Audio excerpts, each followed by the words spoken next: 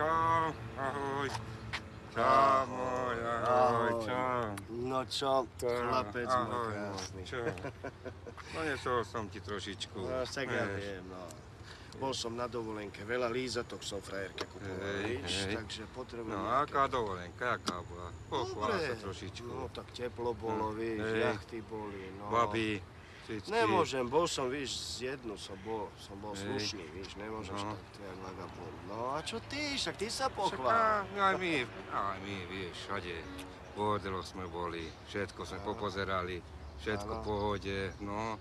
Máme nové cicky, paráda, všetko. Budú robiť lové. Budú robiť naše lové, vieš, ako to je, no.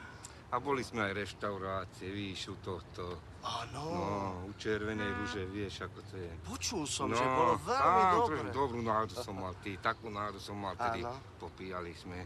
A zrazu vieš čo, ty, že došli tam físli. Hodil nás o zem, ty, a čo? Také nervy som dostal, jednému som trafil hneď. Čo oni môžu dovoliť? Ježišmar, čo oni robia do pici? Ja neviem, však toto je... Nemôžu takéto dovoliť. No jasné, dobre si to urobil. A ty si bol určite pekne oblečený a on ťa hodí o zem. To čo sú za spôsoby? Nové košele, ježišmar, však čo, no? Áno, dobre hovoríš. A ty si úplný kokot? Ty si úplný kokot? Čo som ti povedal už 1000-krát do piči? Čím rozmýšľaš? Na čo máš tú hlavu? Kokot, ja mám všetko uplatiť? Áno? Ja mám všetko vybavovať, lebo ty to dodrbeš na celej čáre? Lebo ty máš novú košelu. Kurva! Kurva!